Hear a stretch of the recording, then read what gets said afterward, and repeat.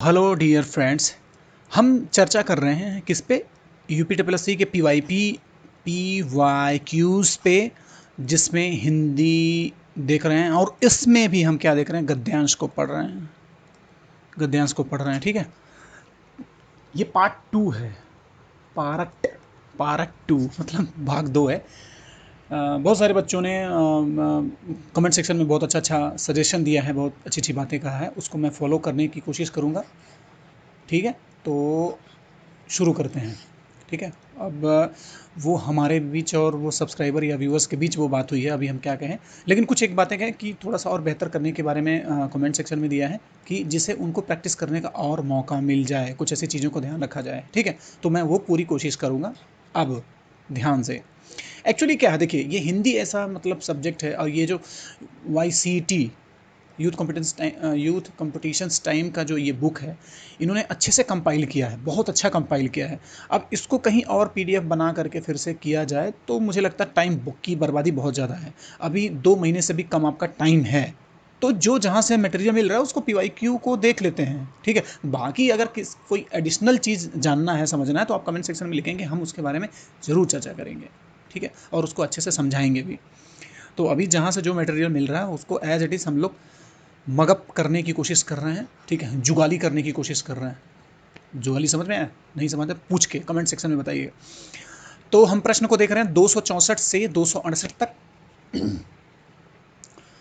तो पढ़ना शुरू करते हैं ये गद्यांश को, और इसको पढ़ के अगला जो क्वेश्चंस हैं, जो 5 समूह है, उनको हम करेंगे।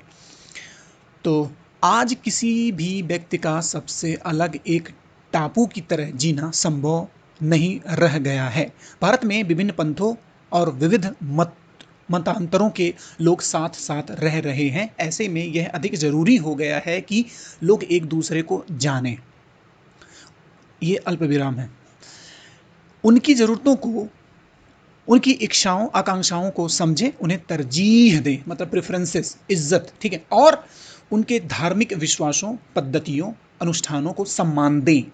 भारत जैसे देश में यह भी अधिक ज़रूरी है, क्योंकि यह देश किसी एक धर्म, मत या विचारधारा का नहीं है।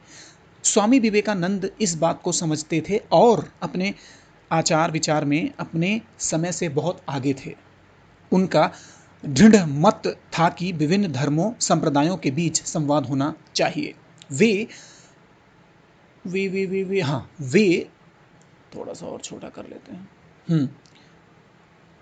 यहाँ से, वे विभिन्न धर्मों संप्रदायों को अनेक रूपता को जायज और स्वाभाविक मानते थे। स्वामी जी विभिन्न धार्मिक आस्थाओं के बीच सामंजस्य स्थापित करने के पक्षधर थे और सभी को एक ही धर्म का अनुयायी बनाने के विरुद्ध थे।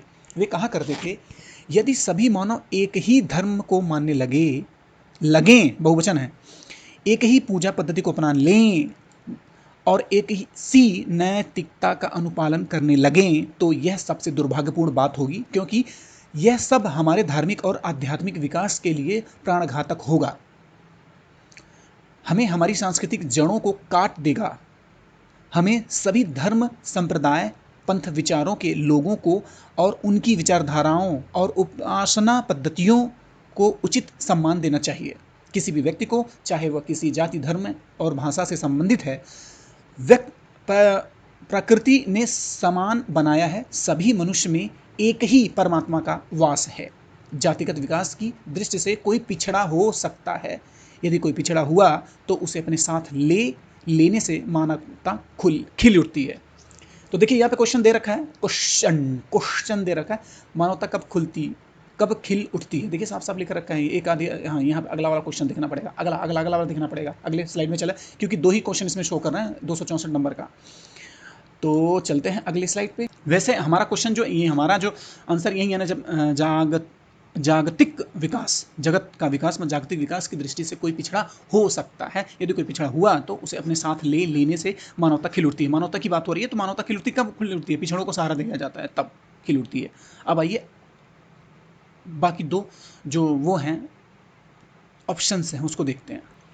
बाकी हमारा दूसरा दो बचे हुए ऑप्शंस हैं। पहला तीसरा है, जब किसी में स्थिति में परमात्मा को एकमात्र सत्य, ये जब सभी का आध्यात्मिक विकास हो जाए। ऐसा कुछ तो था नहीं इसमें, ठीक है, सभी को लेकर के ऐसा कुछ करने की बात नहीं थी। स्वामी विवेकानंद ने सबको अलग अलग जाति धर्म और पंथ को, उनके खुद के जो उनके विचारधाराएँ हैं, उनके उपासना या आध्यात्मिक सोच है, सबको अलग अलग लेके चलने की बात कर रहे हैं।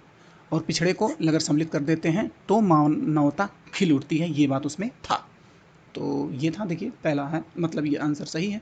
अब इसको देख लेते हैं। एक बच्चे ने कमेंट किया था, एक बच्चे ने ऐसा भी किया था कि सर आंसर तुरंत मत दिखाया जाए। चलिए ठीक है, डिस्क्लोज करते हैं, आंसर यही है आपका, ठीक है। आंसर ये है, हाँ, गद्यांश के अनुसार जब पिछड़ों को सहारा दिया जाता है, तो जिसके बारे में हम लोग चर्चा कर चुके हैं, ठीक है। हम लोग कोशिश करेंगे कि चीज़ों को बता कर रखो। ओहो हो ठीक है। आध्यात्मिक शब्द में क्रमशः उपसर्ग मूल शब्द, मतलब 265 नंबर देख रहे हैं हम लोग, उसको कर चुके हैं। 265 नंबर क्वेश्चन देख रहे हैं। अधि, देखिए ऑप्शन एक है अधि धन आत्म धन इक, अधि धन आत्म धन क, सी है अध्य धन आत्म आत्म इक, अधि धन आत्म धन इक, ठीक है। अब बताइए क्वेश्चन कौन सा है। क्वेश्चन देखिए, ये है अधि आत्म इक, इसी को सही मानते हैं, ठीक है। अब चलते हैं, आप लोग पहले बताइए, मतलब अगर आपको लगता है थोड़ा सा सिंक नहीं हो पा रहा इन सब चीज़ों को, तो लेकिन ये देखिए ये सही है, आंसर यही है। आंसर देखते हैं, हाँ ठीक है। आध्यात्मिक शब्द अधि उपसर्ग आत्म मूल शब्द तथा इक प्रत्यय के योग से बना है। उपसर्ग शब्दों में देखिए 3 बातें हैं, 4 बातें हैं, ये सब चीज़ें आप देखिए समझ जाएंगे अगर देखेंगे तो। आध्यात्मिक जो शब्द है इसको तोड़ दिया है कितने पार्ट में, ठीक है। अधि के पार्ट, अधि में ये अधि हो गया, ये क्या है, उपसर्ग है, शुरुआत में जुड़ा है, तो उपसर्ग मतलब आगे जुड़ा है, ठीक है। उसके बाद धन, आत्म, आत्म है ये मूल शब्द है आत्म, ठीक है। इक जो है जोड़ दिया प्रत्यय लास्ट में, जी है। प्रीफिक्स और सफिक्स इंग्लिश में बोलते हैं इसको, प्रीफिक्स ये, और उसके बाद एक और होता है सफिक्स, हाँ। तो यही चीज़ है, उपसर्ग शब्दों के प्रारंभ में जुड़कर उनके अर्थ में विशेषता अथवा परिवर्तन प्रकट करते हैं तथा प्रत्येक शब्द के अंत में जुड़कर अर्थ परिवर्तन करते हैं। उनको क्या बोलते हैं, उपसर्ग मूल शब्द या प्रत्यय। समझ में आया। अब आगे आते हैं, अगले प्रश्न की ओर जाते हैं। देखिए जो ये किया है इन्होंने, उतना बड़ा अच्छा सब गद्यांश दिया है, लेकिन गद्यांश से डायरेक्ट कुछ क्वेश्चन न करके उसके कुछ एक शब्द को लेकर के ग्रामर और व्याकरण को देख करके चीज़ कर रहे हैं, तो बहुत अच्छी बात है। इसमें कई सारी चीज़ें प्रैक्टिस होती जा रही हैं, तो आप लोग ध्यान से देखते रहें, बढ़ते रहें, समझते रहें, सुनते रहें, देखते रहें। अगला प्रश्न देखते हैं। हाँ, इस बार मैं ध्यान रखा हूँ। 266 नंबर, 66, और ये नॉर्थ इंडियन या दिल्ली वालों के लिए। बाकी हमारे पूर्वांचल जो है यूपी में 66 ही बोलते हैं। और जो विधानसभा हो गया, लोकसभा और राज्यसभा जो भी हो गया, ये जो बैठकें होती हैं 66 ही बोलते हैं। हिंदी को ये फॉलो करती है, तो मैं 66 ही बोलूँगा। आप लोग चेंज कर सकते हैं, लेकिन मैं सही पढ़ रहा हूँ। स्वामी विवेकानंद इस बात को समझते थे और अपने आचार विचार में अपने समय से बहुत आगे थे। क्या था, वाक्य क्या प्रकार है, कौन सा प्रकार है भाई, मिश्रित वाक्य है, सामान्य वाक्य है, संयुक्त वाक्य है, या विधिवाचक वाक्य है। आप बताइए, सोच के बताइए, सोच के। आंसर तो मुझे पता ही है, समझ में आ रहा, ठीक है। संयुक्त है, कई सारी बातें हैं इसमें, देखिए कई संयुक्त वाक्य है, ठीक है। क्योंकि इसमें बहुत सारी बातें हैं, तो ये संयुक्त वाक्य ही है। तो जैसे देखिए, संयुक्त वाक्य, स्वामी विवेकानंद इस बात को समझते थे और अपने आचार विचार से अपने समय से बहुत आगे थे। यह वाक्य संयुक्त वाक्य है, ऐसा वाक्य जो 2 या 2 से अधिक, संयुक्त मतलब एक जोड़ दिया, एक वाक्य जोड़ दिया, फिर दूसरा जोड़ दिया, उस पर टर्म्स कंडीशन लगा करके जोड़ दिया, तो वही हो गया।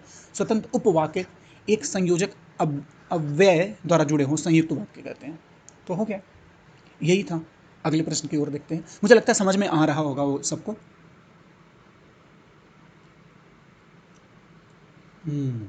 ध्यान से 267, ठीक है, 267 मैं सही पढ़ रहा हूँ। गद्यांश के अनुसार धर्म संप्रदायों के विषय में विवेकानंद का विचार था। देखिए साफ साफ मैंने अभी बताया था कि वो सभी को पालन करने के लिए, सबको अपना पूजा पाठ करने के लिए, या यूँ कहें उपासना करने के लिए उन्होंने जायज़ कहा था। तो देखिए सभी धर्म समान है, और सर्व धर्म संप्रदाय को अनेक रूपता जायज़ है और स्वाभाविक है। हिंदुओं को भारत में रहने तथा धर्म पालन, देखिए हिंदू जैसा कोई खास बात नहीं हो, एक पालन नहीं था, ऐसा ये नहीं होना चाहिए, ये विचार था, ये तो एक ही धर्म का तो विरोध कर रहे थे वो, तो ये गलत हो गया। केवल हिंदू की तो बात ही नहीं थी यार उसमें कुछ, कि सिर्फ हिंदू की बात ही नहीं थी, ये हो गया धर्म समान है ये, तो यही सही लग रहा है मुझे भी। आप लोगों को भी कैसा लग रहा है सोच के बताइए। यहाँ वीडियो है से, यहाँ पे ये दो लाइन है ना, कर दीजिए पॉच या पुश या जो भी करते हैं वो करके देखिए, फिर लगाइए। ओके, चलते हैं आंसर की ओर। बी आंसर सही है। गद्यांश के अनुसार धर्म संप्रदायों के विषय में विवेकानंद का विचार था कि सभी धर्म समान हैं और धर्म संप्रदाय की अनेक रूपता जायज और स्वाभाविक है। मैंने बताया ही था। अगले प्रश्न की ओर बढ़ते हैं। बोलता है 268 संख्या है प्रश्न का, हमारे धार्मिक और आध्यात्मिक विकास के लिए क्या प्राणघातक होगा? धार्मिक और आध्यात्मिक विकास के लिए क्या प्राणघातक होगा, जरा बताएं हमें, बताएं बताएं बताएं बताएं बताएं। 4 ऑप्शन दिए हैं, आप पढ़िए फटाफट।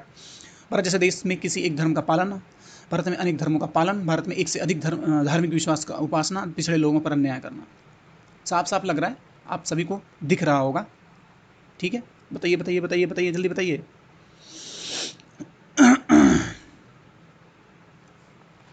मैंने बताया कि स्वामी विवेकानंद का यह था कि एक ही धर्म रहेगा तो प्राणघातक हो जाएगा, लोग अपना विचार नहीं रख पाएंगे, अपनी पद्धतियां नहीं अपना पाएंगे, तो यही था। तो ये आंसर सही है उसको लेकर के। चलिए देखते हैं। भारत जैसे देश में किसी एक धर्म का पालन करना धार्मिक और आध्यात्मिक विकास के लिए प्राणघातक होगा। भारत में सभी धर्मों के लोग निवास करते हैं, अतः यहाँ किसी एक धर्म का पालन ही करना संभव नहीं है। ठीक है, अब अगले प्रश्न की ओर चलते हैं, उन्मुख होते हैं। यहाँ प्रश्न नहीं है, यहाँ अब गद्यांश को पढ़ करके किया जा रहा है। देखिए, अगर आप इसको प्रैक्टिस कर लेते हैं तो ये 5 नंबर आपके फिक्स हो जाते हैं, 5 नंबर जो है ना आपके फिक्स हो जाएंगे। इसीलिए मैं बार बार इस पर जोर दे रहा हूँ। ठीक है, और कुछ क्वेश्चंस और हैं उसको कर लेते हैं, बाकी फिर देखते हैं। तो चलिए पढ़ते हैं अभी।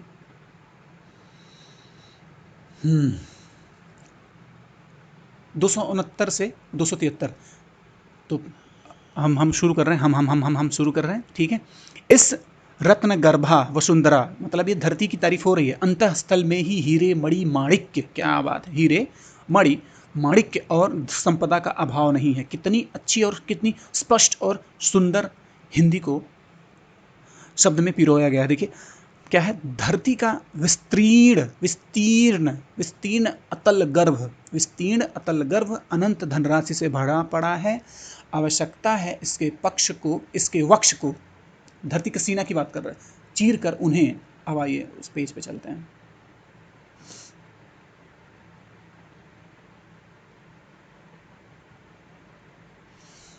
उन्हें उगलवा लेने वाले दृढ़ संकल्प और साहस की, धरती के अंदर विद्यमान धनराशि के कारण ही धरती वसुंधरा कहलाती है। ठीक है, थोड़ा मैं फास्ट करूंगा। इस धरा पर रहने वाले कुछ लोग ऐसा मानते हैं कि यदि भाग्य में नहीं है तो हथेली पर आई वस्तु भी नष्ट हो जाती है। हाइट, ये लाइन करने वाली बात है। जब हम अपना चिंतन केवल भाग्यवाद की को आधार मानकर करते हैं तो हम लक्ष्य की प्राप्ति के लिए अपेक्षित प्रयत्न नहीं करते। प्रयत्न के अभाव में फल भी नहीं मिलता और लोग फल को दोष देते हैं। प्रयत्न के अभाव में, हाईलाइट करिए। ऐसे भाग्यवादी लोगों को कायर माना जाता है। अकूत संपदा तो उसी को मिल सकती है जो पूर्ण संकल्प के साथ कार्य में प्रवृत्त हो। जैसे अर्जुन का ध्यान पक्षी की बेधे जाने वाली आंख पर था, पक्षी की बेधे जाने वाली आंख पर था, उसी प्रकार जो लक्ष्य के प्राप्ति एकनिष्ठ होकर सतत प्रयासशील रहता है, समय के परिपाक के साथ। हाँ, तो एक मिनट, हाँ थोड़ा सा इसको देख लेते हैं, कहाँ तक है कहाँ तक है। बहुत बड़ा है, एक बार में नहीं होगा। ठीक है, समय के परिपाक के साथ उस लक्ष्य को पाने में सफल हो जाता है। ऐसे लोग जो भाग्य के सहारे बैठे रहते हैं और प्रतीक्षा करते रहते हैं कि अली बाबा की सिमसिम वाली गुफा का द्वार कब खुलता है, उन्हें जब असफलता का अंधेरा अपने चारों ओर दिखाई देता है तब वे पछतावा करते हैं कि उन्होंने व्यर्थ ही समय गंवा दिया। मनुष्य के पास सभी कुछ पा लेने की क्षमता होती है, क्या बात है, पर कैसे उसे पाया जाएगा, उसके लिए संपूर्ण निर्णय शक्ति, दृढ़ संकल्प, अपेक्षित परिश्रम आवश्यक है। कई बार लक्ष्य के एकदम समीप पहुंचकर हम प्रयत्न करना छोड़ देते हैं और भाग्य को दोष देते हैं। भाग्य जैसी कोई वस्तु या तो होती ही है नहीं है, या परिश्रम की चाबी के साथ मिलकर भाग्य की चाबी काम करती है। भाग्य की हाँ भाग्य की अकेली चाबी सफलता के ताले को नहीं खोल सकती। इसलिए कवि तुलसीदास ने कहा है, कायर मन कर एक अधारा, दैव दैव आलसी पुकारा। ठीक है, तो आइए अब चलते हैं। इतना स्पष्ट और शुद्ध हिंदी वाली बात है भाई, और वो भी सारा कर्मण देवा धिकारस्ते माँ फलेषु कदाचन, या इसी पे सारा सब कुछ है, प्रयास, लक्ष्य प्राप्ति। अगला प्रश्न है, मतलब इस पे आधारित प्रश्न है। बोलता है, गद्यांश में कायर किसको माना गया है? जो अपेक्षित परिश्रम से डरकर भाग्य का आश्रय ले, जो युद्ध में शत्रु को पीट दे। युद्ध की तो बात ही नहीं थी, पड़ोसी के ललकारने ये भी नहीं था, जो मेहनत करने से पीछे हटे। आप बताइए। तो साफ साफ था, जो अपेक्षित परिश्रम से डरकर भाग्य का सहारा ले, आश्रय या सहारा बात वही है, ले, उसे ही कायर माना गया है। वाक्यांश में दिया है, सॉरी ये शब्द में दिया है, इनमें दिया गया है। जब आप पढ़ेंगे तो आपको समझ में आएगी। ठीक है, देखिए यही है, भाग्य को दोष देते हैं, ऐसे भाग्यवादी लोगों को कायर माना जाता है। That's it. आइए अगले प्रश्न की ओर उन्मुख होते हैं। तो इसका आंसर दिखा दिया हमने। उपयुक्त गद्यांश के अनुसार अपेक्षित परिश्रम से डर कर भाग्य का आश्रय लेते हैं, ऐसे लोगों को कायर माना जाता है। 270 नंबर प्रश्न की ओर चलते हैं। प्रश्न दिखाते हैं सिर्फ अब, और उसके बाद आप लोग जोड़ते रहिएगा, बताते रहिएगा, फिर शुरू करेंगे। हाँ, भाग्य को कौन लोग दोष देते रहते हैं? उसी पे, पिछले वाले पे, अभी 269 पे ही था, उसी थीम पर है। जो प्रयत्न के अभाव में फल न मिल पाने के कारण बचाव का बहाना खोजते हैं, जो परिश्रमशील होते हैं और सफल हो जाते हैं, ये नहीं। जो किसी परिस्थिति का सामना करने के लिए तैयार रहते हैं, ये अलग है। जिनको पहले से पता होता है कि उन्होंने मेहनत नहीं की और सफल होने वाले नहीं है। देखिए ये तो कोई बात ही नहीं था, ये अगर पहले से प्री रहता है तो फिर ये तो थोड़ी सी वैक सेंटेंस है। उसमें साफ साफ लिखा हुआ है कि जो प्रयत्न के अभाव में फल न मिल पाने के कारण बचाव का बहाना करते हैं और उसका दोष देते हैं भाग्य पर, तो यही था, भाग्य दोष देते हैं, यही वर्ड था। आइए देखते हैं इसका आंसर। आंसर यही है, आंसर आंसर ये गद्यांश के अनुसार भाग्य को ऐसे लोग दोष देते हैं जो प्रयत्न के अभाव में फल न मिल पाने के कारण बचाव का। ठीक है, ओके। 271 नंबर देखते हैं। 271 नंबर प्रश्न है, परिश्रम शब्द में कौन सी व्याकरणिक इकाई है? सर्वनाम, संज्ञा, विश्लेषण, क्रिया विशेषण। बताइए, सोचिए सोचिए सोचिए सोचिए, फिर वीडियो आगे करिए। ठीक है, परिश्रम शब्द में कौन सी व्याकरणिक इकाई है? ठीक है, संज्ञा, सर्वनाम, विशेषण। मैं तो भाई एक बार देख चुका हूँ पीडीएफ, तो मुझे इस पे डाउट हो रहा है, संज्ञा पे। हाँ देखिए, यही है। परिश्रम संज्ञा शब्द है, इसका विशेषण रूप परिश्रमी।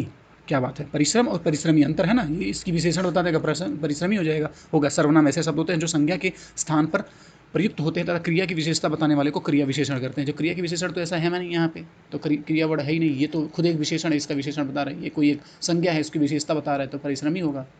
That's it. समझने की कोशिश की, कोई वर्ड है, ये गाढ़ा सा बिंदु है, मैंने बताया। कोई बोले बड़ा सा गाढ़ा सा बिंदु है, वो हो गया। ठीक है, ये बिंदु तो खुद एक संज्ञा था, उसको गाढ़ा सा बिंदु है, बड़ा सा, तो ये हो गया, उसकी विशेषता बता रहे हैं। अब बोलता है, जब हम अपना चिंतन केवल भाग्यवाद को आधार मानकर करते हैं तब क्या होता है? ये 272 नंबर प्रश्न की हम बात करते हैं, प्रश्न की। चलिए देखते हैं। दो प्रश्न, इसका जो आंसर पढ़िए आप, दो इसका ऑप्शंस पढ़िए इसके। हम पूरी तरह से मेहनत करते हैं, हम सफल हो जाते हैं, दो है इसका। चलते हैं अगले, उस पर तो तुरंत दिख ही जाएगा मुझे लगता है, लेकिन इस बार देख लेते हैं। हाँ,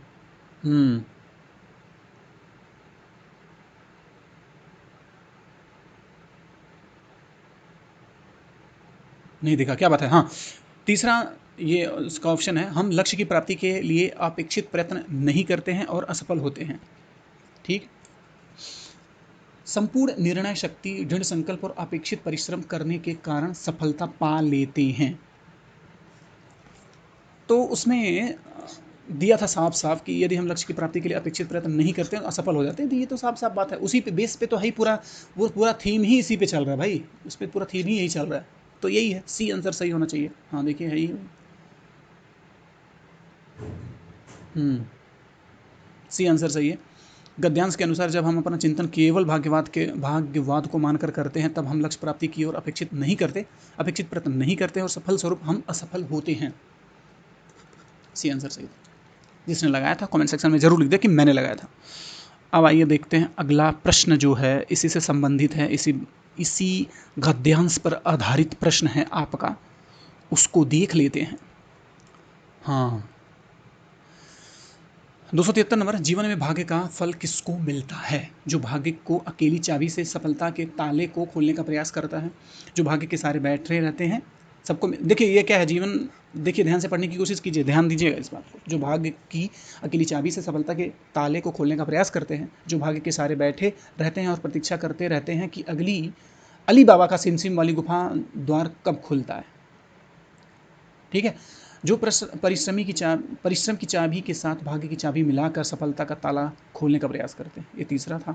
चौथा है जो दैव दैव पुकार कर सफलता के ताले को खोलने का प्रयास करते हैं। बताइए। देखिए उसमें भी ये था कि जो परिश्रमी, देखिए ये तो दैव दैव इतना लंबा लंबा कोई था ही नहीं, अकेली चाबी की बात तो हो रहा है। जो भाग्य के सहारे बैठेंगे तो उनको सफलता कैसे मिलता है, ये तो मुश्किल ही है। सिमसिम वाला जो करेंगे उसको तो नेगेटिव बताया उसने, नेगेटिव बताया, तो ये तो होगा नहीं। तो सी वाले पे ज़्यादा चल जा रहा है क्योंकि दैव दैव की बात कोई खास थी नहीं। जो परिश्रम की चाबी के साथ भाग्य की चाबी मिलाकर सफलता का ताला खोलने का प्रयास करते हैं, भाग्य का फल उनको मिलता है। ठीक है, आगे चलते हैं, इसका आंसर देखते हैं। बोलता है जो लोग परिश्रम की चाबी के साथ भाग्य की चाबी मिलाकर सफलता का ताला खोलने का प्रयास करते हैं, उन्हीं को भाग्य का फल मिलता है, प्राप्त होता है या मिलता है। ठीक है, आइए अगले गद्यांश को पढ़ते हैं। अब कुछ ही प्रश्न बचे हुए हैं, 10 और बचे हुए, थोड़ा सा कर लेते हैं इसको। अब यहाँ तक शुरू किए हैं तो कर ही लेते हैं, है ना, ताकि ताकि ये ना बोलें कि भाई इतनी ज़्यादा मटेरियल को चक्कर में मास्टर ने पढ़ा नहीं, किया नहीं। ठीक है, 274 नंबर प्रश्न से लेकर के 278 है। 74, 75, 76, 77, 78, मतलब 5 क्वेश्चन हैं। तो अब शुरू करें। समाज की विशेषता, सॉरी, ओके ऑलराइट। समाज की विषमता शोषण की जननी है। समाज में जितनी विषमता होगी सामान्यतः शोषण उतना ही अधिक होगा, क्योंकि हमारे देश में सामाजिक, आर्थिक, शैक्षणिक व सांस्कृतिक असमानताएं अधिक हैं, जिनकी वजह से एक व्यक्ति एक स्थान पर शोषक तथा वहीं दूसरे स्थान पर शोषित होता है। शोषक और शोषित दोनों एक साथ।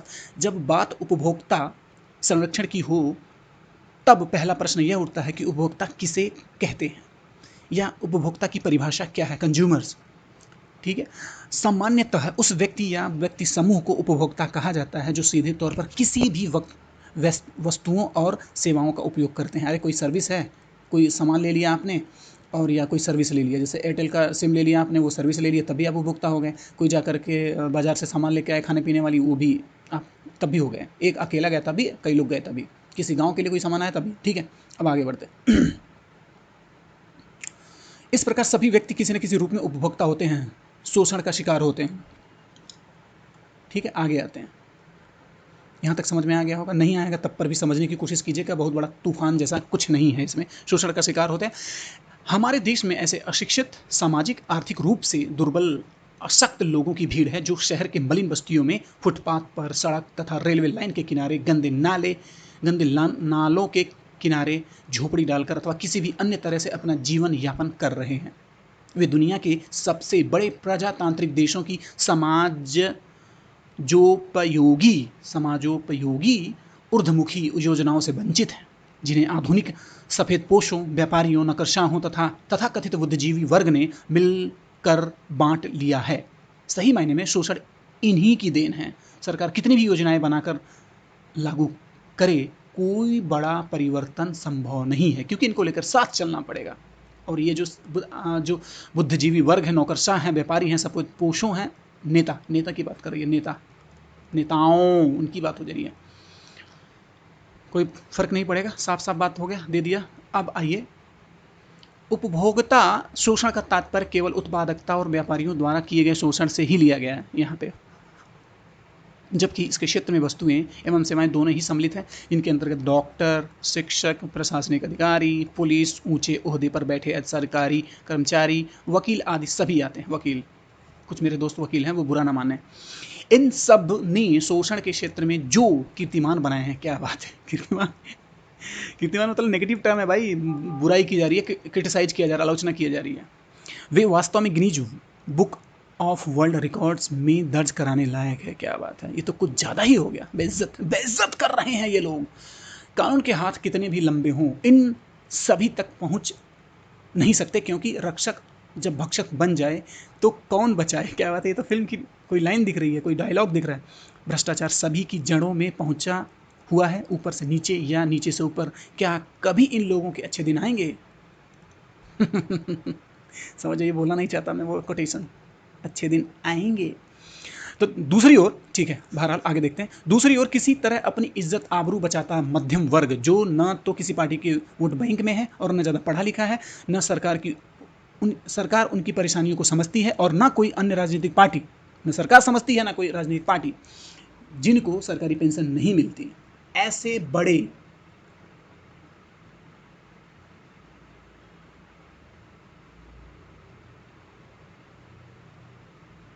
क्वेश्चन सेट कर लूं।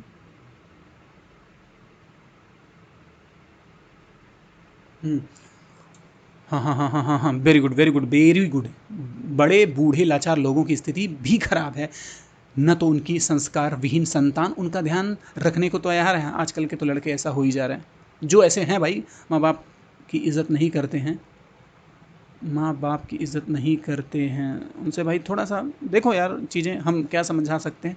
हर जगह उनकी चिंता हो रही है, उनकी बातें हो रही हैं। ऐसे हैं कुछ कुकर्मी और अधर्मी लोग हैं, ऐसे लोगों को थोड़ा सा समझना चाहिए चीज़ों को। पढ़े लिखे पढ़े लिखे भी कर रहे हैं भाई, पढ़े लिखे भी कर रहे हैं। बहरहाल अभी हमारा टॉपिक है गद्यांश, इस पे आधारित प्रश्नों को हल करना। तो हम चल रहे हैं, बड़े बूढ़े लाचार लोगों की स्थिति और भी खराब है। न तो उनकी संस्कार विहीन संतान उनका ध्यान रखने को तैयार है, और न सरकार उनके लिए कुछ सोच पा रही है। क्या इस विषमता को हटाने की दिशा में कोई कदम उठाया जा रहा है? क्या पढ़े लिखे नौजवानों को उपयुक्त रोजगार दिया जाने की दशा में कुछ हो रहा है? क्या होगा इस देश का, भगवान ही जानता है। कितनी मजेदार बात है, यूपी ट्रिपल एससी की बात हो रही है। ये यूपी ट्रिपल एससी या किसी आयोग में या किसी बुक में कहीं से न कहीं, किसी संपादकीय में कहीं ना कहीं से ये चीज़ें, ये लेख आया है, आर्टिकल। ठीक है, ये बात खुद जानते हैं, यूपीएससी खुद जानती है, यूपी ट्रिपल एससी खुद जानती है कि ये बेरोजगारी कितनी बुरी हालत में चल रहा है। ये अभी मैं करंट की बात कर रहा हूँ, ठीक है, एज ए दोस्त या आप लोगों को मैं समझाने की कोशिश करता हूँ कि जो रोजगार दिया जा रहा है, ये बात किसको पता है? ये जहाँ लिखा था उसको तो पता ही पता है, जिसने क्वेश्चन सेट किया है उसको भी पता है ये बात नहीं दिया जा रहा है। सोचना चाहिए भाई, सरकार को इस चीज़ को सोचना चाहिए। फिर भी हमें तो प्रश्न करना है, हम प्रश्न पर आते हैं, प्रश्न को लेकर के चलते हैं। चलिए आपको प्रश्न का शेयर कराते हैं। ये जो हमारा प्रश्न है, उस प्रश्न को हम करने की पूरी चेष्टा करते हैं। ठीक है, ये प्रश्न किस पे आया? 28/10/2023 में। ठीक है, चलिए पढ़ते हैं। हमारे देश में समाजोपयोगी, ज़्यादा समाज और उपयोगी को जोड़ दिया है। ठीक है, समाज प्लस उपयोगी को जोड़ दिया है, तो ये जा करके वर्ड बना। इतना ज़्यादा टेंशन लेने की जरूरत है। टेंशन किस बात की टेंशन लेनी पर? ठीक है, ऊर्ध्वमुखी योजनाओं से वंचित वर्ग कौन सा है? ये देखते हैं। तो पहला है सरकारी पेंशन विहीन वयोवृद्ध जनों का वर्ग। देखिए, ऐसा कुछ इसमें वयोवृद्ध जैसी कोई चीज़ का उसमें दिया नहीं था वाक्य में। किसी तरह अपनी इज्जत आबरू बचाता समाज का मध्यम वर्ग, थोड़ा सा दिया था। मलिन वस्तुएं, फुटपाथ, सड़क तथा रेलवे लाइन के किनारे झोपड़ी डालकर रहने वाले अशिक्षित, दुर्बल और अशक्त लोगों का वर्ग, ये भी हो सकता है। आधुनिक सफेद पोशों, अधिकारियों, व्यापारियों, नौकरशाहों तथा कथित बुद्धिजीवी वर्ग। ठीक है, यहाँ क्या पूछ रहा है? ये लोग तो लेते ही हैं यार, ये लोग तो लेते ही हैं। और ये जो क्या पूछ रहा है इनको, वंचित वर्ग है। वंचित वर्ग यही है ना, इन्हीं की तो बात हो रही है। ठीक है, आइए प्रश्न के उत्तर पर चलते हैं। उत्तर यही है, उत्तर यह है, दिए गए वाक्यांश के अनुसार देश में समाजोपयोगी ऊर्ध्वमुखी योजनाओं से वंचित वर्ग मलिन बस्तियों, फुटपाथ, सड़क तथा रेलवे लाइन के किनारे झोपड़ी डालकर रहने वाले अशिक्षित, दुर्बल तथा असक्त लोगों का वर्ग है। जो नहीं पाता पेंशन वगैरह नहीं पाता, उनको क्या मतलब है? वो दिन भर कमाए, दिन भर जो भी काम किए छोटा मोटा, उनका कोई काम बड़ा छोटा नहीं होता, ये तो मैं पढ़ा लिखा होकर के बोल रहा हूँ ऐसा, लेकिन जो भी वो काम करता है, कूड़ा बीनता है या फिर कुछ भी करता है, कहीं मजदूरी करता है, कोई दिहाड़ी करता है, कहीं प्राइवेट कंपनी में जॉब करता है, सरकारी नौकरी में जॉब करता है, इतना ज़्यादा वो ध्यान नहीं देता वो सब चीज़ों को लेकर के, क्योंकि जब वो काम करेंगे तभी उनको उस दिन का खाना मिलेगा या जो भी मिलेगा, उनकी ज़रूरत की चीज़ें मिलेंगी, तो वो इन सब चीज़ों पे ज़्यादा ध्यान नहीं देता है। आप देखे होंगे, और नहीं देखे हैं तो जाके देखिए, सोचिए समझिए और इस चीज़ को चर्चा कीजिएगा। एक पढ़ा लिखना होना, आपका सिलेक्शन हो जाए, आपका सिलेक्शन कहीं आप अच्छे पोस्ट पे हो जाए, वो भी बात है, लेकिन इस बात को ध्यान दीजिएगा, ये जो दिख रहा है, ये जो स्पीच है, जो गद्यांश है, वो बिल्कुल एकदम जड़ें हैं, एकदम बिल्कुल ज़मीन के अंदर तक लेकर के चली है, ये नब्ज़ में घूम रही है चीज़ें, देश के या जहाँ भी जिस भी देश में है, ये नब्ज़ में घूम रही है। बातें समझ में आए तो लाइक जरूर करा करिए वीडियो को। चलते हैं अगले प्रश्न पर। 275 संख्या, 275, माफ़ कीजिएगा, इस बार मुझे माफ़ कीजिएगा, मुझसे गलती हो गई। गलती इस बात की हो गई कि आंसर दिख गया हमें जल्दीबाजी में, हलक से ज़ुबान खींच ली जाएगी। चलिए, मज़े वाली बात हो गई। 275 नंबर प्रश्न के देखते हैं। लेखक के अनुसार शोषण का शिकार कौन लोग होते हैं? पढ़े लिखे, उपयुक्त रोजगार विहीन नवयुवक, ये भी होते हैं, लेकिन क्या है, वस्तु एवं सेवा का उपयोग करने वाला उपभोक्ता समूह। शोषण ये भी हो सकता है, वो भी हो सकता है। अच्छा ठीक है, दो हो गया। तीसरा देखते हैं, उत्पादकता से जुड़ा व्यापारी मंडल। डी, नौकरशाह तथा कथित बुद्धिजीवी। कैसे हो सकता है यार, ये वाला डालता है, बड़ा मजेदार सोच सोच करके देखिए इसको, ये कैसे हो सकता है, आप ही बताइए कैसे हो सकता है। यही लोग तो क्रीम क्रीम जिसे बोलते हैं, क्रीम घी, यही तो मक्खन खा रहे हैं। तो बहरहाल ये सब बातें मतलब प्रैक्टिकली ठीक लगती हैं, ऐसे पब्लिकली इस चीज़ को नहीं किया जा सकता, लेकिन आप कहीं अभी किसी आपका छोटा मोटा कोई काम हो ज़मीन से, या फिर कोई मार झगड़ा लड़ाई दीवानी फौजदारी की बात हो, आपको इस चीज़ का अंदाज़ा लग जाएगा कि नौकरशाह तथा कथित बुद्धिजीवी वर्ग है क्या कर रहा है इस चीज़ का। तब आपको बुरा नहीं लगेगा कि बोलेंगे यार मास्टर ने उस दिन जो कहते कहते मजाक मजाक में ये चीज़ें बता दिया था, वो सच हो रही है। आप किसी से भिड़ के देख लीजिए ना, किसी बलिष्ठ इंसान से किसी से बढ़ के देख लीजिए। ठीक है, आगे बढ़ते हैं। क्वेश्चन का आंसर क्या देते हैं बताइए, सोच के बताइए आप लोग। 275 ऊपर लाइन में लिखा है कि चाहे छोटा हो चाहे बड़ा हो, जो वस्तु और सेवा का उपयोग कर रहा है वो उपभोक्ता समूह है, वो शोषण का शिकार होता ही है, छोटे स्तर पे या बड़े स्तर पे कहीं ना कहीं हो ही रहा है। ओके, समझ जाइए, समझने की कोशिश कीजिए। आइए अगले प्रश्न पर चलते हैं। बी आंसर सही था।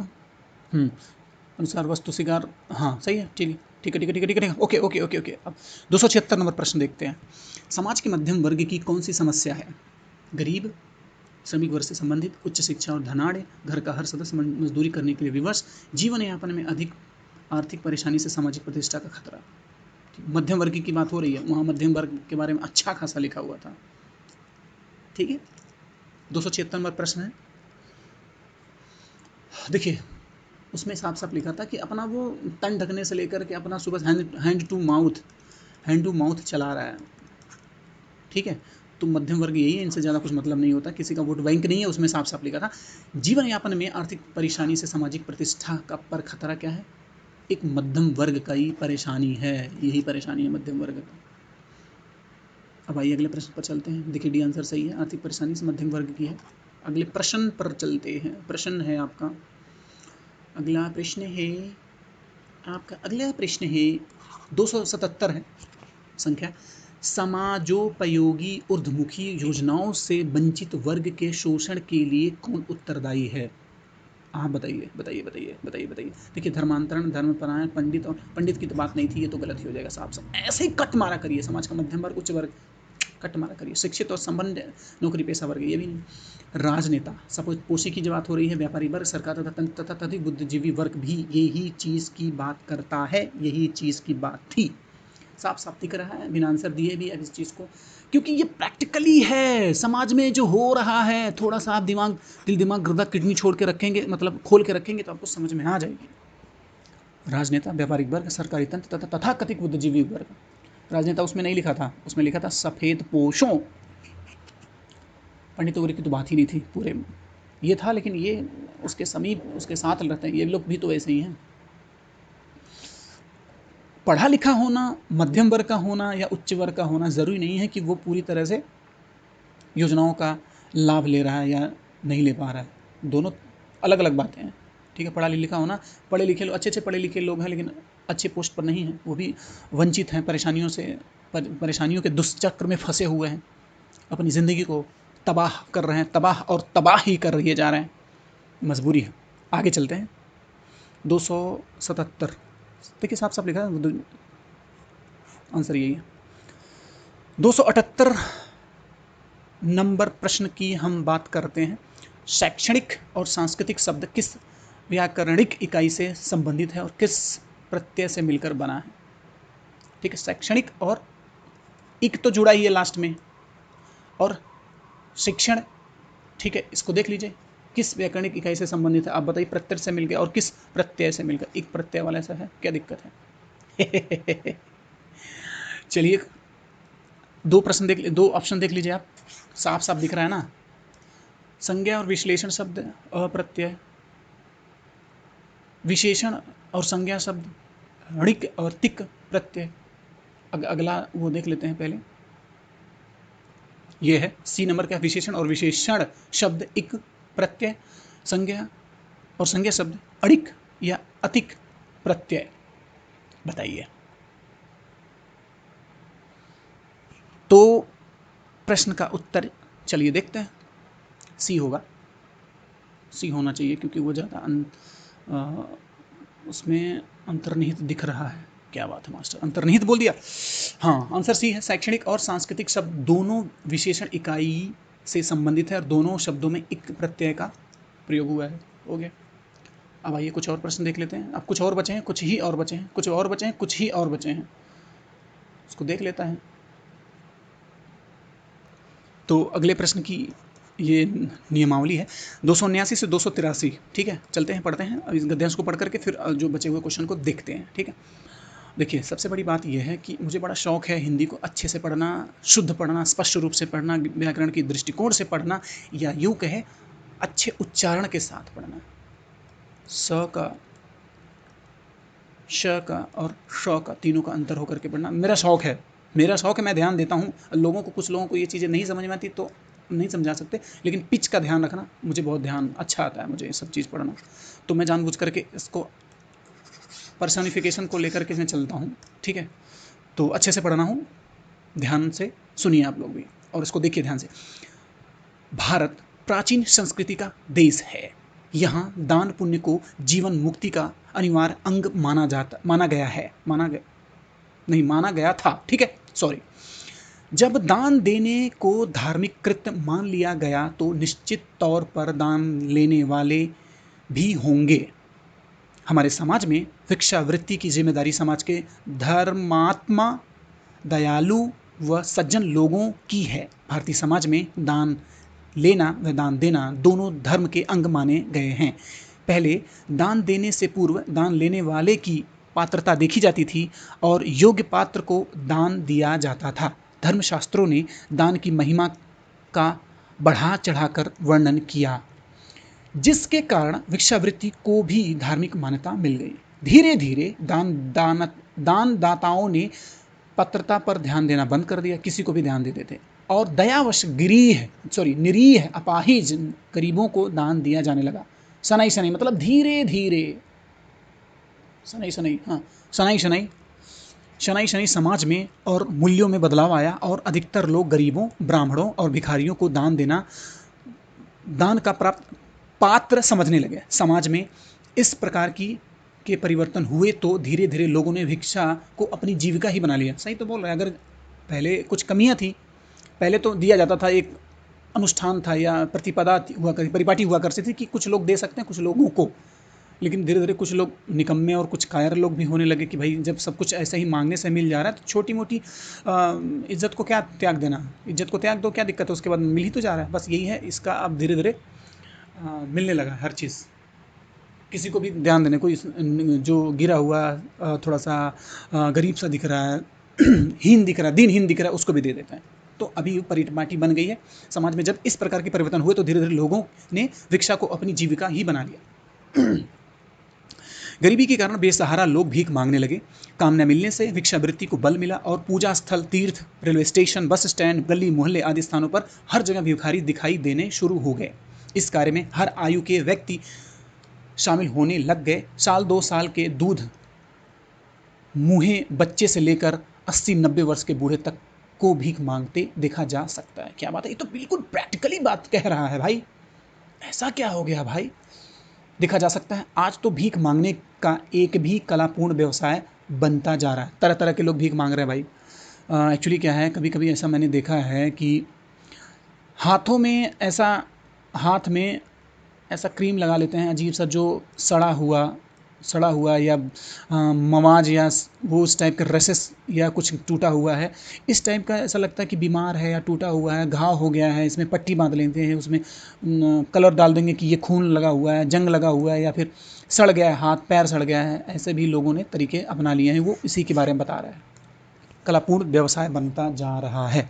कुछ खानदानी भिखारी होते हैं क्या बात है। खानदानी का मतलब ये है कि उनके जो पूर्वज थे उन्होंने थोड़े से मेहनत से ये इसी से काम चलाया है। और भिखारी जो नॉर्मल नहीं होते हैं, उनका कुछ का धंधा है, ये चीज़ को धंधा बना लिया है, तो खानदानी भिखारी होते हैं। मैं इस बात को स्पष्ट नहीं कर पा रहा हूँ, लेकिन आप लोग समझ जाइए ना, कुछ खानदानी भिखारी होते हैं। कुछ रील्स मैंने देखा था, वीडियो देखा था, तो उसमें बता रहा था हम तो खानदानी भिखारी हैं भैया, ऐसा उसमें रील में बोला था। आइए देखते हैं। क्योंकि पुश्तों से उनके पूर्वज धर्म स्थानों पर अपना अड्डा जमाए हुए हैं, कुछ अपराधी बच्चों को उठा ले जाते हैं तथा उनसे भीख मंगवाते हैं। यार ये तो गलत बात है। वे इतने निर्दयी होते हैं कि भीख मांगने के लिए बच्चों का अंग भंग भी कर देते हैं, जैसे आंख फोड़ दिया, हाथ तोड़ दिया, उंगली तोड़ दी, पैर काट दिया, ऐसे भी करते हैं। ऐसे कई फिल्में बनी हैं भाई। साउथ इंडिया में बहुत सारी फिल्में बनी, इंडिया में बनी उसकी कॉपी नॉर्थ इंडिया में। भिखारी अंतर्राष्ट्रीय स्तर के हैं, जो कि जो जो देश में छोटी सी विपत्ति आने पर भीख का कटोरा लेकर भ्रमण करने के लिए निकल जाते हैं क्या बात है। इसके अलावा अनेक श्रेणी के और भी भिखारी होते हैं। कुछ भिखारी परिस्थिति से बनते हैं तो कुछ बना दिए जाते हैं। कुछ शौकिया भी इस व्यवसाय में आ गए हैं। जन्मजात भिखारी अपने स्थान पर निश्चित रखते हैं। जन्मजात भिखारी अपने स्थान निश्चित रखते हैं, क्या बात है। कुछ भिखारी अपनी आमदनी वाली जगह दूसरे भिखारी को किराए पर दे देते हैं। यार ये क्या है, ये कुछ ज़्यादा नहीं हो रहा है। बेरोजगारी और गरीबी के कारण कुछ वयोवृद्ध मजबूरीवश भिखारी बनते हैं।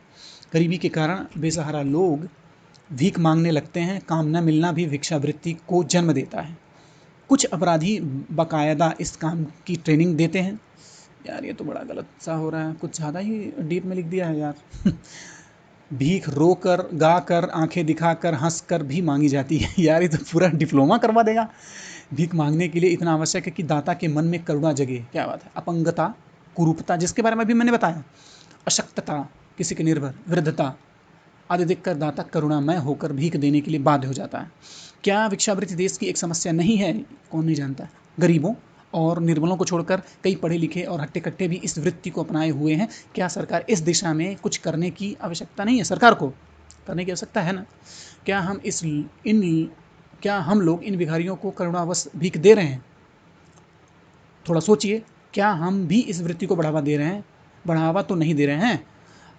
अगर दान ही करना है तो गरीबों को पुस्तकें, पाठ्य सामग्री दें। गरीबों और बीमारों को दवाएं तथा अस्पताल की सुविधाएं दिलाएं। इन लोगों को भीख के स्थान पर रोजगार की व्यवस्था कराएं।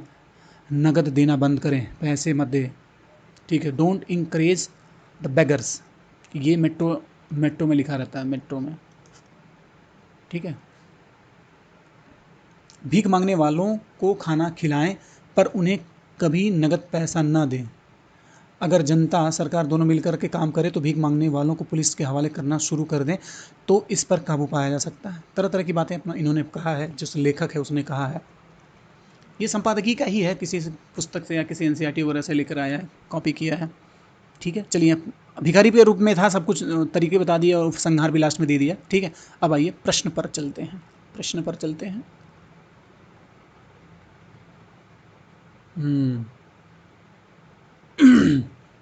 चलिए प्रश्न पर चलते हैं। क्या भिक्षावृत्ति देश की एक समस्या है? आपका इस विषय में क्या विचार है, बता दो भाई। भिक्षावृत्ति समस्या नहीं है, क्योंकि धन पुण्य से भारतीय, क्या है यार, धन पुण्य और भिक्षा दोनों अलग चीज़ है। भिक्षावृत्ति देश की समस्या को हल करती है, क्योंकि गरीबों, अपंगों, बेरोजगारों की जीविका इससे ही चल रही है। भिक्षावृत्ति देश की एक ज्वलंत समस्या बन गई है, ज्वलंत समस्या बन गई है, क्योंकि लोग इसको जानबूझकर अपना व्यवसाय बनाएंगे। सही लग रहा है। रक्षावृत्ति में लोग स्वेच्छया दान दे रहे हैं, इसलिए इसकी समस्या नहीं। कैसे? क्यों क्यों क्यों क्यों भाई? ऐसा कंडीशन पैदा करके दे रहे हैं। लोग ऐसा बीमार असहाय है, एकदम बिल्कुल टूटा फूटा हुआ है, सड़ा हुआ है, ऐसा भी बना देते हैं अपने आप को, तो भाई मजबूरी में करुणा आ जाती है। इंसान क्या है भाई? इंसान का नेचर होता है, इंसान का नेचर काइंडनेस, ह्यूमन काइंडनेस होता है उसके अंदर, तो दे देता है इंसान बस। तो देखिए, अगर जिस्ट निकाल के देखें या इसके पहले उसमें जो गद्यांश को पढ़ें, उसमें यह है वेश्यावृत्ति देश की एक ज्वलंत समस्या बन गई है, जिसमें पुलिस की बात कर रखा है, कैसे मिटाया जाए ये भी बता कर रखा है, क्योंकि लोग इसको जानबूझकर अपना व्यवसाय बना रहे हैं। यही सही है, सी नंबर आंसर देखते हैं। हाँ देखिए, सही नंबर है, यही सही नंबर यही है, सी नंबर है। गद्यांश के अनुसार वेश्यावृत्ति देश की एक ज्वलंत समस्या बन गई है, क्योंकि इसके लोग जानबूझकर बना रहे हैं। ठीक है, जो ज़रूरतमंद है उस तक नहीं पहुँच पा रही हैं। क्यों? कुछ लोग व्यवसाय बना लिए हैं, धंधा। 280 नंबर प्रश्न देखते हैं भाई। विभिन्न स्थलों पर लोग भीख देने के लिए क्यों बाध्य हो जाते हैं? देखिए, अभी बात हो जाते हैं क्योंकि करुणामय की बात करते हैं। ऐसे बना लेंगे मुंह, ऐसा रोने लगेंगे, ऐसा दिखाने लगेंगे। भिखारी लोगों के पीछे लग जाते हैं और उन्हें भीख देने के लिए बाध्य करते हैं। ये भी एक तरीका है, ये भी सही है। मतलब तरीका, भीख मांगने का तरीका नहीं, ये चीज़ वहाँ पे है मेंशन। ये प्रैक्टिकली में जाएंगे आप, दिख जाएगा आपको। अपंगता, कुरूपता, असक्ता, वृद्धावस्था आदि देख करके लोग भीख देने के लिए बाध्य हो जाते हैं। सही है, ये तो है। धर्म स्थलों पर दान पुण्य की भावना से जाते हैं, कंगाल भिखारियों को दान के रूप में भी देख देते हैं। लोगों के पास अन्याय, अनीति, चोरी का पैसा होता है और दान, ये तो था ही नहीं। इन तीनों में से देखिए, ये थोड़ा सा अलग कर दीजिए। गद्यांश में दोनों, गद्यांश में थे, गद्यांश में दोनों थे, दोनों हैं, ठीक है। लेकिन थोड़ा सा नज़दीक क्या है, क्योंकि ये जो सारे वर्ड्स हैं, की वर्ड्स हैं, अपंगता, कुरूपता, असक्ता, वृद्ध, ये उसमें मेंशन था, तो इसी को आंसर मानते हैं। मुझे लगता है समझ में आ रहा होगा आप सभी को। आइए आंसर देखिए। ठीक है, देखिए सही था।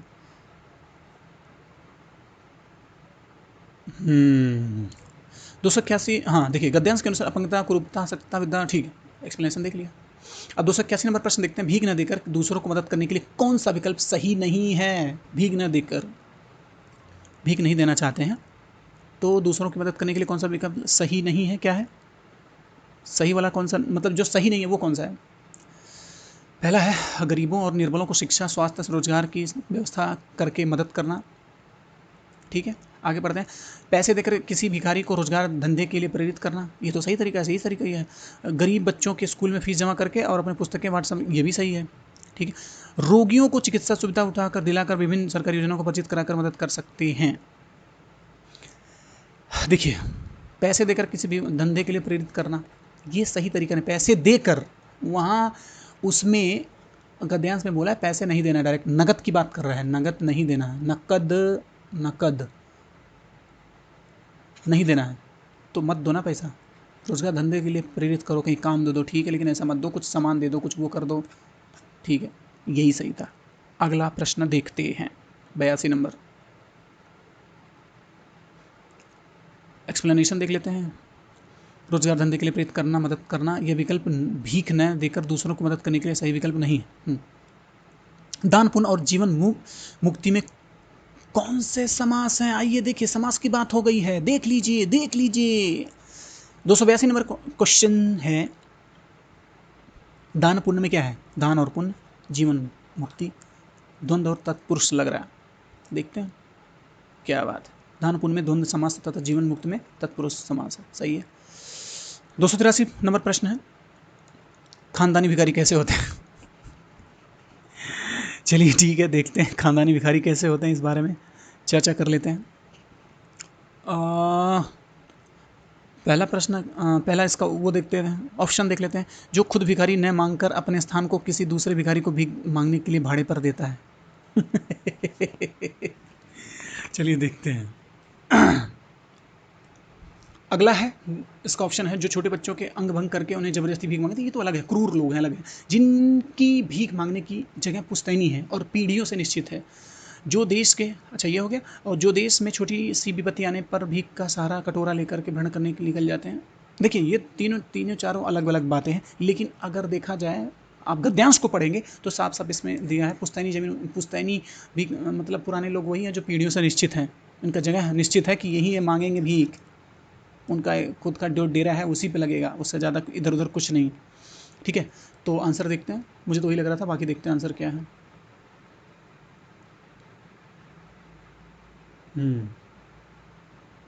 आंसर है गद्यांश के अनुसार खानदानी भिखारी वे होते हैं जिनकी भीख मांगने की जगह पुश्तैनी होती है, उनकी जगह कोई वह पीढ़ियों से निश्चित है। यही है, खानदानी भिखारी हैं ये लोग, खानदानी भिखारी। अब यहाँ से शुरू करते हैं, गद्यांश को ध्यान से पढ़कर पूछे गए प्रश्नों के उत्तर दीजिए। क्या है 284 से 288, 5 क्वेश्चन और बचे हैं, उसके बाद खत्म हो जाएगा ये गद्यांश पढ़ने वाला। आइए देखते हैं। मेरा मन कभी कभी बैठ जाता है, प्रश्न पढ़ रहा हूँ मैं, वो गद्यांश पढ़ रहा हूँ। मेरा मन कभी कभी बैठ जाता है, समाचार पत्रों में ठगी, डकैती, चोरी और भ्रष्टाचार के समाचार भरे रहते हैं। ऐसा लगता है देश में कोई ईमानदार आदमी नहीं रह ही नहीं गया है। हर व्यक्ति संदेह की दृष्टि से देखा जा रहा है। इस समय सुखी वही है जो कुछ नहीं करता, जो भी कुछ करेगा उसमें लोग दोष खोजने लगेंगे, उसके सारे गुण भुला दिए जाएंगे और दोषों को बढ़ा चढ़ा कर दिखाया जाने लगेगा। दोष किसमें नहीं होते, यही कारण है कि हर आदमी दोषी अधिक दिख रहा है, गुणी कम या बिल्कुल ही नहीं। गुणी मतलब जिसकी क्वालिटी है। यह चिंता का विषय है, यह चिंता का विषय है, यह चिंता का विषय। तिलक और गांधी के सपनों का भारतवर्ष क्या यही है? विवेकानंद और राम तीर्थ का आध्यात्मिक ऊंचाई वाला भारतवर्ष कहाँ है? रविंद्रनाथ ठाकुर, मदन मोहन मालवीय का महान सुसंस्कृत और सभ्य भारत पतन के किस गर्त में जा गिरा है? आर्य, द्रविड़, हिंदू, मुसलमान, यूरोपीय, भारतीय आदर्शों की मिलन भूमि महामानव समुद्र क्या सूख ही गया है? यह सही है कि इन दिनों कुछ ऐसा माहौल बना है कि ईमानदारी से मेहनत करके जीविका चलाने वाले निरीह श्रमजीवी पिस रहे हैं और झूठ और फरेब का रोजगार करने वाले फल फूल रहे हैं। ईमानदारी को मूर्खता का पर्याय समझा जाने लगा है। सच्चाई केवल भीरू और बेबस लोगों के हिस्से पड़ी है। ऐसी स्थिति में जीवन के मूल्यों के बारे में लोगों की आस्था ही हिलने लगी है, किंतु ऐसी दशा में हमारा उद्धार जीवन मूल्यों में आस्था रखने से ही होगा। ऐसी स्थिति में हताश हो जाना ठीक नहीं है।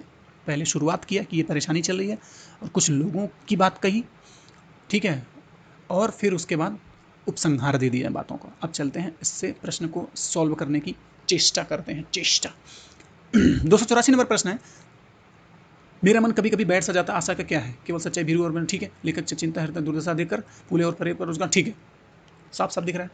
लेखक का हृदय देश की दुर्दशा देख करके चिंतित हो रहा है, साफ साफ दिख रहा है एकदम बिल्कुल, क्योंकि भाई नेगेटिव टर्म में दे रहा है। तो आंसर देखिए क्या है। हाँ, आंसर क्या है? मेरा मन कभी कभी बैठ सकता, आशा का लेखक के हृदय की दुर्दशा देख करके चिंतित है, ठीक है। बोलता है 285 नंबर प्रश्न है, निरीह शब्द कौन सी व्याकरणिक इकाई है? निरीह, निरीह, निरीह शब्द कौन सी है भाई? निरीह मतलब क्या है? किसी चीज़ की क्वालिटी बता रहा है, विशेषता बता रहा है, तो विशेषण ही है और क्या। संज्ञा सर्वनाम तो नहीं है, उसकी जगह पे कुछ दूसरा नाम हो सकता है, ये वो वहाँ कर सकता है, लेकिन निरीह जो विशेषण क्वालिटी बता रहा है। बोलता निरीह शब्द की इकाई है विशेषण, ठीक है। लेखक ने चिंता का विषय किसे बताया है? जीवन के मूल्यों में लोगों की आस्था हिलने लगी है। ईमानदारी से मेहनत करने वाले जीवन का पिस रहे हैं, समाचार पत्र टीवी में, ठीक। ये सारी चीज़ें तो हो ही रही है ना भाई, ये सब सारी चीज़ें हो ही रही हैं, तो दिक्कत क्या है? अब देखिए, अब आगे उस प्रश्न को देखते हैं, ऑप्शन को देखते हैं। ये आप लोगों ने पढ़ लिया होगा। अब अगले प्रश्न को देखते हैं, प्रश्न को देखते हैं, अगले प्रश्न को। दिख गया आंसर, इसमें बहुत एक ही लाइन का था तो आंसर दिख गया, ठीक है। ऐसी वृत्ति चिंता का विषय है जो जिनके कारण लोग हर आदमी का दोषी समझने लगे हैं। ये बहुत बड़ी चिंता है। कुछ लोग सही हैं यहाँ पे, कुछ लोग गलत हैं। गलत वालों का ऐसा डिजाइन बना दिया, सही लोगों का ऐसा बना दिया, लेकिन साथ ही तो रह रहे हैं। तो दूर से कोई देख रहा है तो ये अदला बदली इधर हो रहे हैं, अदला बदली इधर हो रहे हैं, तो लोगों को दिख रहा है कि सारे एक ही जैसे हैं। तो यही बात है। लेखक चिंता का विषय ऐसी प्रवृत्ति को कहा गया जिसके कारण लोग हर आदमी दोषी समझने लगा। अगला प्रश्न देखते हैं। ईमानदारी, ठीक है। 287, ईमानदारी को मूर्खता का पर्याय कैसे समझा जाने लगा है? जो ईमानदारी पूर्वक मेहनत की कमाई करते हैं उन्हें लोग मूर्ख समझते हैं। ये क्वेश्चन ये है। दूसरा ये, आज सभी को बेईमानी से कमाना अच्छा लगता है। देश की संपूर्ण व्यवस्था भ्रष्टाचार के दलदल में समा गई है, पूरे देश में बेईमानी ही बस गई है। देखिए ऐसा तो कुछ था नहीं, ठीक है, ऐसा तो कुछ नहीं था, कुछ लोग अच्छे भी थे, वही तो उसी की बात का तो टेंशन है लेखक को। ठीक है, तो यही है आंसर, यही होगा, जो ईमानदारी पूर्वक मेहनत की कमाई करते हैं उन्हें लोग मूर्ख समझते हैं। ये तो थीम था, उसके बीच में ही था, देख लीजिए। जो ईमानदारी पूर्वक मेहनत की कमाई करते हैं उन्हें लोग मूर्ख समझते हैं, इसे ही ईमानदारी को मूर्खता का पर्याय समझा जाने लगा है। ये आंसर था। 288 नंबर देखते हैं, हताश हो जाना ठीक नहीं, इस वाक्य में लिखने का लेखक का क्या तात्पर्य है। ठीक है, देखते हैं, हताश हो जाना। उन्होंने एक टॉपिक दिया, ये प्रॉब्लम चल रही है, इन लोगों ने साथ दिया था, ये लोग सपना देखे थे, और लास्ट में दे दिया ये प्रॉब्लम हो रही है। तो इस वाक्य को लेखक का क्या प्रयास है। ठीक है, तिलक, गांधी, विवेकानंद और इन लोगों का जो आदि ऐसे भारत के नहीं थे। लेखक देश की दशा से दुखी है, जीवन के मूल्यों के बारे में लोगों को आस्था पुनः प्रतिस्थापित हो सकेगी और देश का उद्धार जीवन मूल्यों में आस्था रखने से ही होगा। लेखक देश की दशा से चिंतित है। बताइए लेखक का तात्पर्य क्या है। 288 नंबर प्रश्न है, क्या तात्पर्य। इतना बड़ा वाक्य था, इतना बड़ा वाक्यांश था, कहने का मतलब इतना बड़ा गद्यांश था, तो उसका साफ साफ लिख रहे हैं। अब यहाँ अपने भाषा में देखिए, जीवन के मूल्यों के बारे में लोगों की आस्था पुनः प्रतिस्थापित हो सकेगी और देश का उद्धार जीवन मूल्यों में आस्था रखने से ही होगा। लास्ट में उस वर्ड में था। ठीक है, बहरहाल हम पहुंच चुके हैं। देखिए, हताश होना, सी नंबर सही है, हताश होना, ये ठीक होना, या इस बारे में डैश डैश डैश हो गया, देख लीजिएगा आप लोग। तो कहने का मतलब ये है, आने वाला जो टाइम है, हमने गद्यांश और लेखन को समाप्त कर दिया है। अब हमारा आ गया है जो हिंदी भाषा व बोली पे आधारित प्रश्नों का हम चर्चा करेंगे, विषय पे बनाएंगे। तो ये जो करेंगे PYQ, वो नेक्स्ट वीडियो में करेंगे। अगर आप यहाँ तक आए हैं और बातों को समझ पाए हैं तो वीडियो को लाइक करें, समझें, बताएं, समझाएं, दिखाएं, सपाएं सबको कि भाई ऐसे भी पढ़ाया जा सकता है, बोर नहीं होने दिया मैंने, मास्टर ने कभी बोर नहीं होने दिया। इस बात को समझिए, अपने समझिए, लोगों को भी समझाइए। ठीक है, अब नेक्स्ट हमारा जो चैप्टर आएगा इसी के बारे में होगा। इस वीडियो को अगर आपको ये चीज़ें समझ में आई तो उसको लाइक जरूर करिएगा, लाइक करिएगा, और अपनी बातें जरूर करिएगा कमेंट सेक्शन में कि क्या क्या मास्टर को समझ में आया, नहीं मास्टर ने अच्छा पढ़ाया कि बुरा पढ़ाया, ऐसा पढ़ा। कमेंट सेक्शन में जरूर लिखिएगा और लाइक कीजिएगा वीडियो को, साथ ही साथ शेयर कर दीजिए सबको। चैनल को सब्सक्राइब करना मत भूलिए, क्योंकि हमारे सब्सक्राइबर बहुत अभी कम हैं, हम ज़्यादा ध्यान नहीं देते हैं, लेकिन आपसे उम्मीद करते हैं कि आप सब्सक्राइब करके इसको बढ़ाएंगे, जुड़ेंगे हमसे। हम आगे भी बहुत सारे सब्जेक्ट को, लगभग सभी सब्जेक्ट को, मैथ के कुछ पोर्शन को छोड़ के हम सभी प्रश्नों को देखेंगे। ठीक है, okay, thank you very much.